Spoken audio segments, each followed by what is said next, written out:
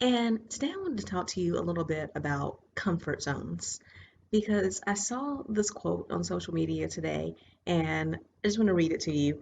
Is sometimes we stay in unhealthy relationships or choose poorly because we base our value on what's within our reach. And, I was thinking about this quote and I was thinking about people in my own life. I was thinking about my life and reflecting on it. And it's so true. I am constantly telling my clients that if you want to live a certain type of life, you need to be able to see that life first. And oftentimes I will tell them, okay, as a dating coach, if you want to be married, you want to be in a happy, healthy relationship, then you need to start finding role models. You need to start finding women who are in a happy, healthy relationship. And if you don't see that in your own family or your own circle of friends, then you need to find those models online. That means that you start following women who are in happy and healthy marriages on social media. You start listening to a dating coach or relationship coach who's in a happy marriage. You start, watching TV shows and movies that reflect happy, healthy love, not some of the jacked up stuff that you see on reality television. And it's true. I want you to go out there and find the things that you want in your life and be able to see those reflected. Whenever I was younger and I used to dream of traveling places, I definitely followed certain travel accounts on Facebook. Even before Facebook existed, there were certain travel magazines that I would check out at the library and books on travel that I would check out at the library. I would go to travel agencies and walk in just to get a brochure. And, sure enough, few years later, we don't need to say my age on this live stream, but a few years later, I've been to 10 countries at this point, and some of those countries I've been to several times because I started seeing that reflected and I started seeing, okay, if these people are out here traveling, I can do the same thing. So, yes, I want you to find those role models. Even better if you can find them in real life. Again, if you don't have the family members and the friends, maybe someone at your church. Maybe you need to go visit other churches and find that reflected there. But I also want you to go beyond that. One of the biggest things that holds us back is the fact that not only can we not see the life that we want to have, but also everyone around us reflects the same dysfunction that we're trying to escape from. Hey, Latoya. So, what I mean by this is that, oftentimes a woman will come to me and she says, I want a healthy relationship, but I just don't see that in my family. And the other women in her family, not only are they not married or they're in abusive relationships or they're in relationships where men are cheating, they're not really trying to go beyond that. The women in her family are big on the men ain't ish, all men are dogs, all men are cheaters, and they've just kind of settled for that and accepted that. And like this quote was saying, we stay in unhealthy relationships sometimes, or we stay in poor decisions because we see only those things within our reach, and then we decide, okay, well, that's what I'm worth. And I want you to know that you are worth way more than what you see what's in front of you. In fact, for some of you, this is why you were put on this earth. You were put on this earth to break a generational curse.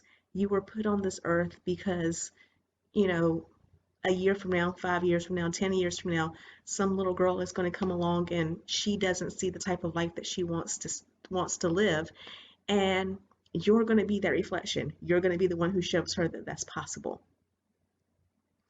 So I want you to go beyond just finding the role models online or in a networking group or in church, although I do want you to do those things as well. But I also want you to reflect on this. Who are the people in your life that not only are they not reflecting the vision that you want to see, but they're actively keeping that vision down?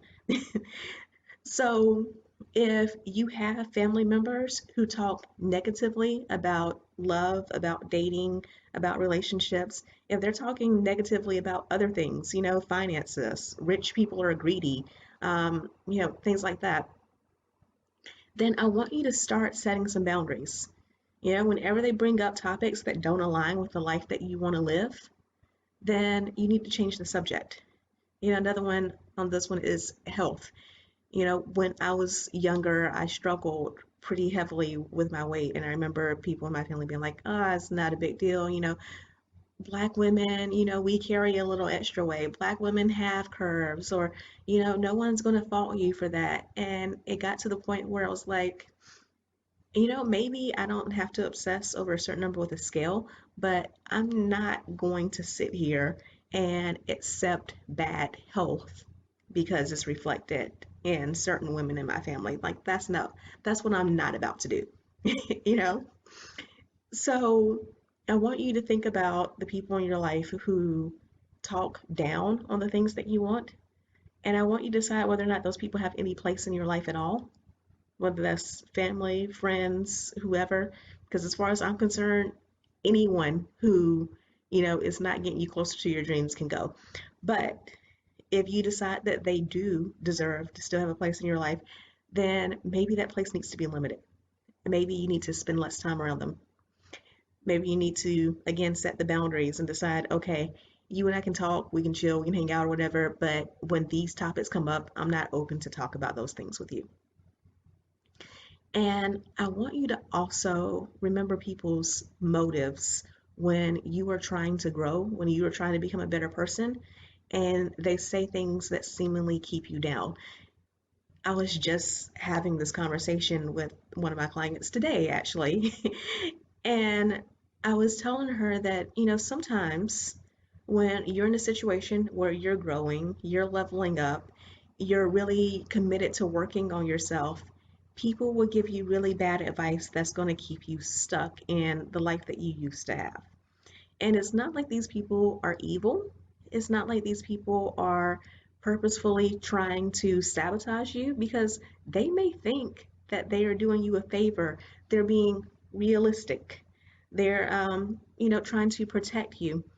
But what happens often is that when you start leveling up, when you start growing as a person, the people in your life who are not growing are going to start feeling guilty because they're going to see you doing your thing. They're going to see you elevating your life, becoming a better person, living your dreams, and they're going to look at their lives and not be satisfied.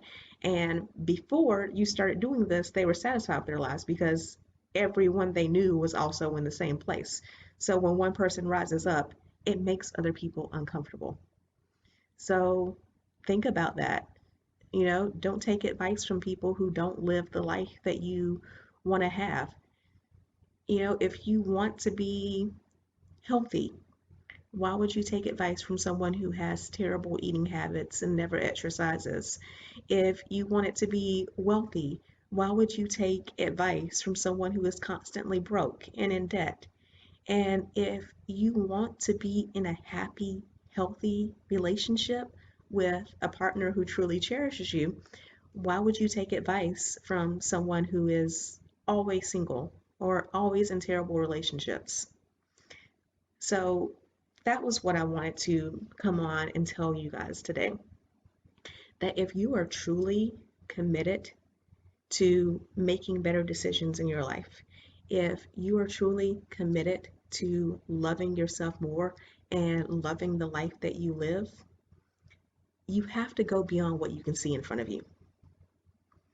Because what you see in front of you is a lie, especially right now during the coronavirus, because what you see in front of you is a lot of devastation, depression, an economy that is terrible. You're seeing a lot of bad things in front of your life, and those things may have you feeling a little bit hopeless. And I want you to know it's okay to feel your feelings. I don't ever want you to stifle your feelings, pretend that they don't exist. I don't ever want you to do that. At the same time, what you see in front of you is desolation and desperation. What I know for a fact is beyond that is abundance. You know, this isn't the first time the US or any other country that you may be watching from has dealt with a crisis.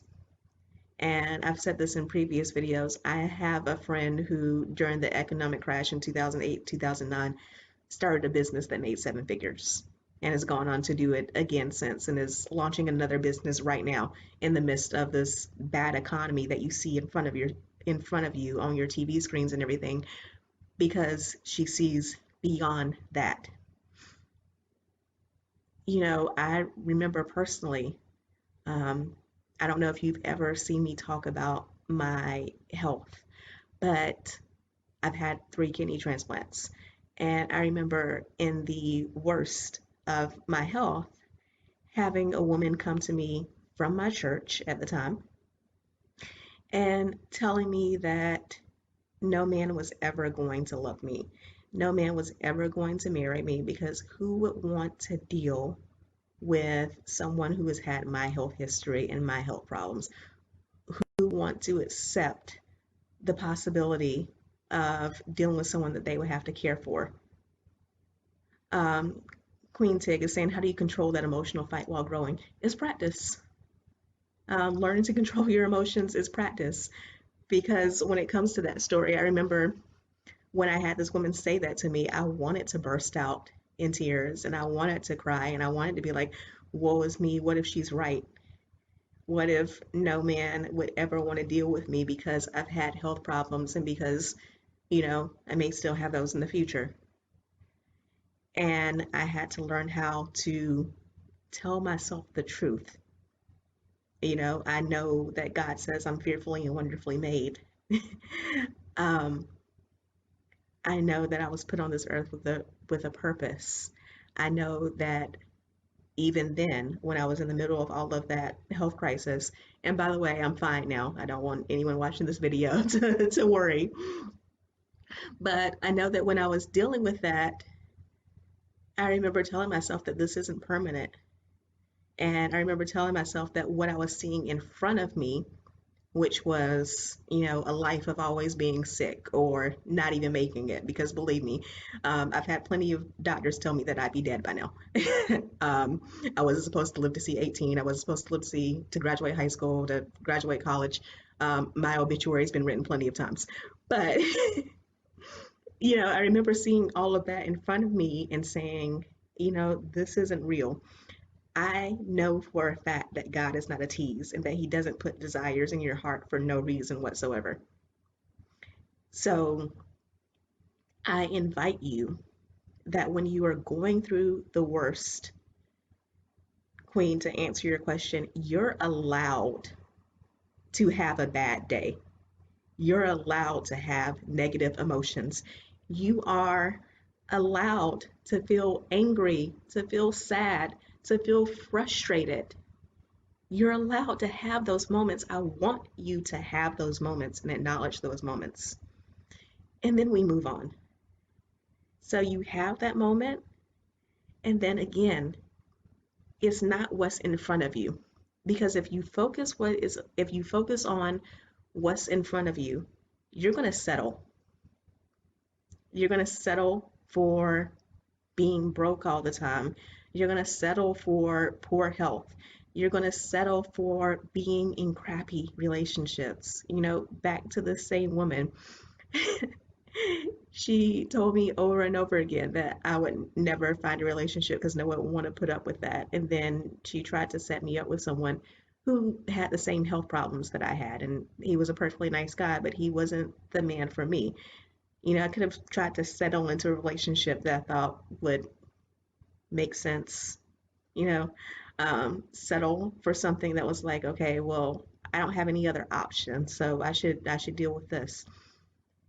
Instead, I chose to see beyond what was just in front of me, and I have a husband who I love dearly, who is in great health, who, when I have felt sick, he knows all my past and he has taken care of me and he has no problem taking care of me and he loves taking care of me.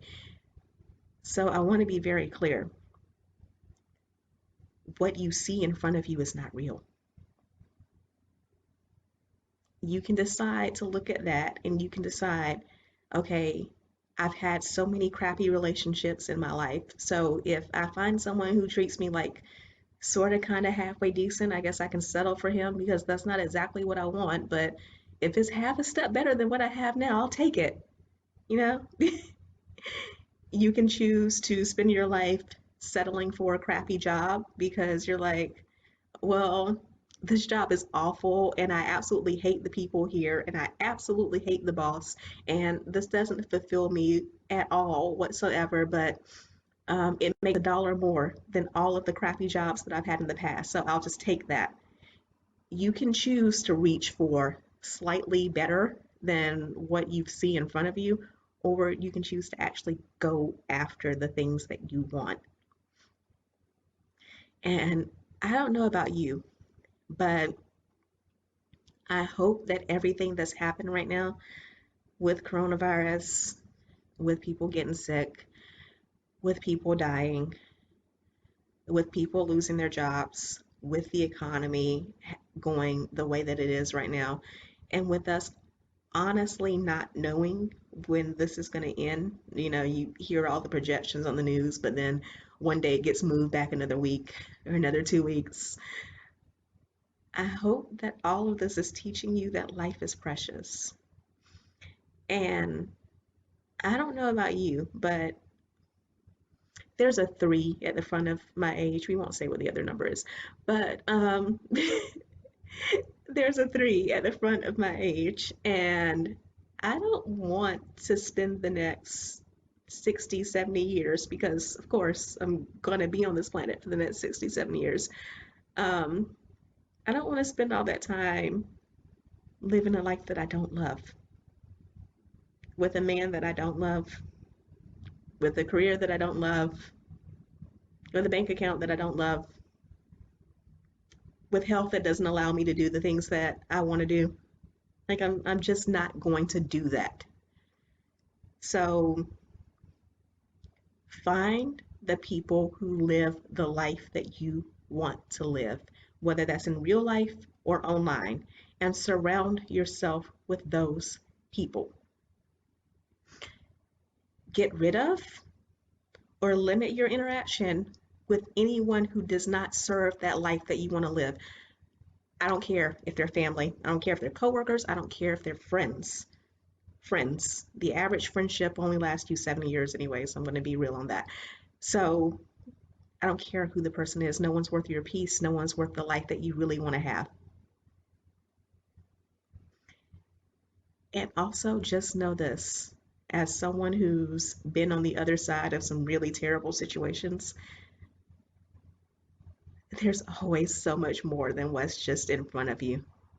It's always so much more. And if you decide that you want to go beyond that, that's the moment where you stop attracting crappy situations in your life, and that includes crappy men. So I hope that you have enjoyed this video. I know we've gone a little bit longer than my typical videos. I'm just looking over at the time. And, as always, if you have any questions, feel free to put them in the comment section. And if you're ready to work with me and to work on finally ditching that cycle of toxic relationships for good, being done with that and finally accepting healthy love into your life, then DM me. I'll let you know how you and I can work together. But in the meantime, I truly love you all. And that's why I'm talking to you tonight, because I want you to know that I love you and I want you to love yourself enough to know that you deserve better. How do you know when a man is the right one rather than being scared? You feel it. And I hate answering the question that way because it seems like it's really simplistic and it just seems like it's really like, oh, you feel it. Like that's all happy and sweet and romantic and stuff. But you do. Um, One of the best pieces of advice that I can give you towards that is that God is not the author of confusion. So anything that has confusion in it, that has ambiguity in it, ambiguity, excuse me. It is late here on the East Coast. I don't know where you guys are watching from, but it's almost 10 o'clock at night here in Atlanta. But anything that has ambiguity in it is already a red flag for me. When you're in a relationship where I've been in these before, I don't know if you've ever been in the situation where you're with a man and on paper, like he checks off all the red, he checks off all the marks. He has the level of education that you want. He's the right height. He has a good job. He's Christian. He checks the boxes, and you're with him, and you're attracted to him, and he's attracted to you, but you just feel like something ain't right in the relationship. I don't know if you've ever had that feeling, but I have. And that's just not, you're running scared or anything like that. That's a sign that something is up with that relationship, that it's not going to work out. I don't know if you've ever been in a situation where you're dating someone and you just feel uncomfortable around them. And it doesn't mean that he's a bad guy because, yeah, I've had dates in the past when I was single with creeps, um, you know, and you feel uncomfortable around them because they're creepy and because there's something probably like mentally wrong with them. But even when like someone is perfectly nice and you don't feel comfortable, you don't feel like you can really open up to them, you don't feel like you can actually build a relationship with them, that's a sign. And Queen, to answer your question with that, I would say that also comes after you've done the work on yourself. So these two go hand in hand. When you've done the work on yourself, you have reached a point where you've actually healed from your past relationships. You've reached the point where you're confident, and you're confident in meeting men, talking to, I'll answer that in a minute. You get to the point where you're confident in meeting men, talking to them, building a relationship. You're comfortable with the idea of getting vulnerable because you know that's the only way to actually grow and develop a relationship. And then you go on dates and you don't feel comfortable, you don't feel certain, um, you don't feel like this is the right match. Then that's how you know that he's not the one. When you've done that work on yourself and you get in a relationship and you are at a point where you're with a man and you're like, I could see spending my life with him. I feel safe around him. I feel cared for and protected around him. That's when you know that the man is the right one. Queen saying, I run from relationships and sabotage them. I feel you. That used to be me as well. Because I was in a lot of bad relationships. I was in a lot of crappy relationships. I don't know, maybe one day I will do a live video where I will run down every single horrific situation I ever found myself in a relationship. I don't know if we would have time for that. It would probably take a couple of hours. But that being said, yeah, I was at a point where I was so hurt in relationships where I, constantly ran from ones. I got to a point where I had done a certain level of work on myself and I had done enough work on myself to start attracting better relationships, but I hadn't gone so far to really find healing and closure. And because I hadn't done that work, I was meeting better men, but then I was at a point where I had so many walls up that it didn't matter that these men were better. It didn't matter that these men were good. I still couldn't let them in. I still didn't have that level of trust. So then it took more work on myself to be not only comfortable in who I am, but being comfortable in opening up to others as well, revealing part of myself more. And that is where I got to the point where, I was able to meet someone like my husband.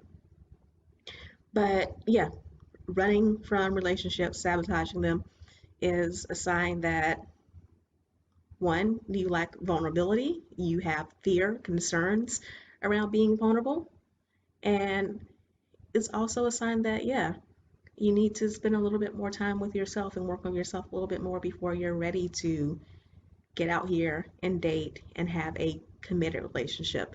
Emphasis on the committed relationship. Um, if you're at a point where you want to get out here and date and just have fun and kind of meet new men and see what you're interested in and talk, I don't have a problem with that. But you definitely want to do some of that work on yourself about why you sabotage, about what it is that you need to heal from before you find yourself in a relationship that's committed. The last thing you want to do is to make a man pay for baggage that someone else put on you.